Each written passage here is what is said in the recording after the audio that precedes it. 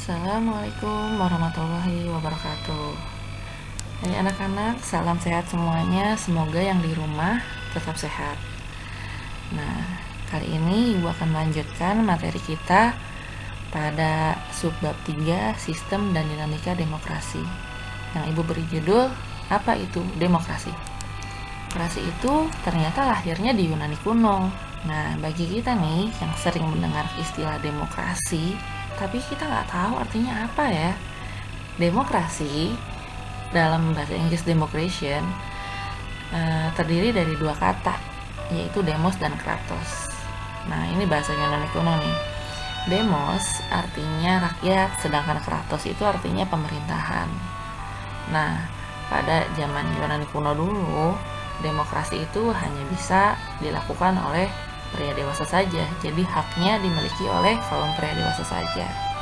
Perempuan dan anak-anak tidak mendapatkan hak tersebut. Nah, pada zaman dulu negara itu kecil, kayak kota kayak sekarang gitu, dan tidak begitu rame penduduknya. Maka dari itu negara zaman dulu itu disebutnya negara kota atau negara polis. Nah, demokrasi itu disalurkannya secara langsung pada zaman Yunani kuno. Jadi tidak secara tidak langsung, tapi langsung.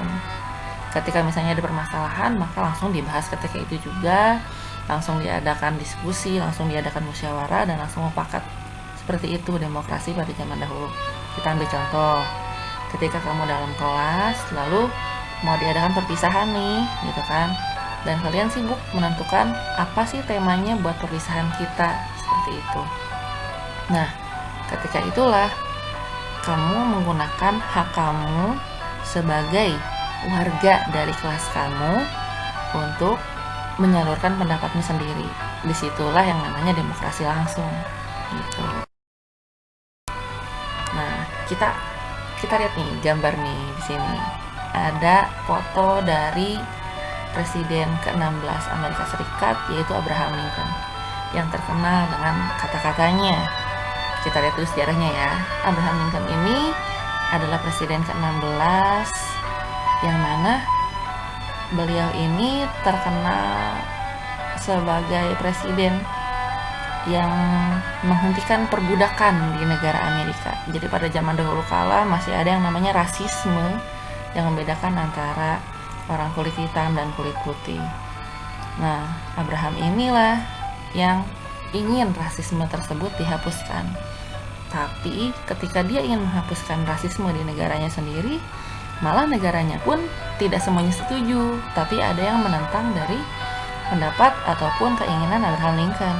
Maka dari itu terjadilah Civil War. Jadi Civil War itu bukan kata-kata dari film Avenger aja, tapi memang beneran ada ketika pada zamannya di Amerika. Civil War itu artinya perang saudara gitu. Nah, Abraham Lincoln sendiri berhasil ketika itu mengentaskan menghapuskan beberapa perbudakan yang terjadi di Amerika. Tapi sayangnya beliau dibunuh oleh orang yang tidak setuju dengan pendapatnya sendiri. Seperti itu. Abraham ini terkenal dengan kata-katanya yang ingin demokrasi, yaitu pemerintahan itu tuh dari rakyat dan oleh rakyat, pastinya untuk rakyat. Maka semua rakyat harus ikut serta gitu. Itu perkataan Abraham Lincoln yang terkenal. Oke. Di sini ada pilar dari demokrasi. Pilar-pilar dari demokrasi itu adalah trias politika. Kalau di Indonesia itu ada 3 bagian yang kita kenal. Ada lembaga legislatif, eksekutif, dan yudikatif. Ini mah kalian juga sudah belajar ya di kelas 1, dan waktu di SMP pun pernah belajar, pernah mengenal yang namanya trias politika. Legislatif, eksekutif, dan yudikatif, yaitu adalah lembaga-lembaga negara yang dibagi menjadi 3 bagian.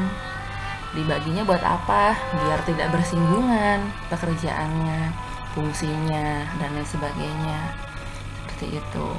Ada yang tugasnya membuat undang-undang, mengesahkan undang-undang, ada yang tugasnya menjalankan undang-undang, dan ada yang tugasnya mengawasi undang-undang. Sok, ayo, yang mana yang tugasnya membuat dan mengesahkan undang-undang, yang mana tugasnya menjalankan undang-undang atau menjalankan pemerintahan, dan yang mana yang tugasnya mengawasi. Ingat-ingat lagi.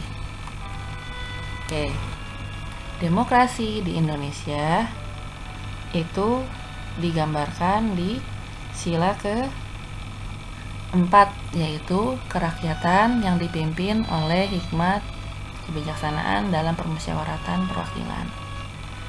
Gitu.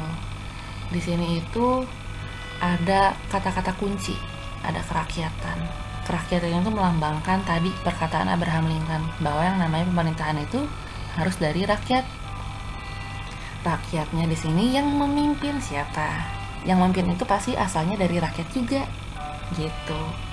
Lalu dipimpinnya itu secara hikmat. Hikmat itu bijak. Hikmat itu jadi tidak sembrono, tidak asal-asalan dan lain sebagainya.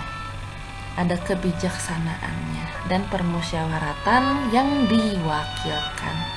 Jadi musyawarah iya dan diwakilkan juga iya. Tadi ada demokrasi yang langsung, ada demokrasi yang tidak langsung. Permusyawaratan di sini artinya ya pasti demokrasi secara keseluruhan, tapi ada kata perwakilan. Jadi kita tuh demokrasi yang diwakilkan. Jadi demokrasi yang tidak langsung. Makanya ada yang namanya wakil rakyat, yaitu ada DPR, seperti itu. Oke, cukup sekian dari Ibu. Mohon maaf bila ada kesalahan. Assalamualaikum warahmatullahi wabarakatuh.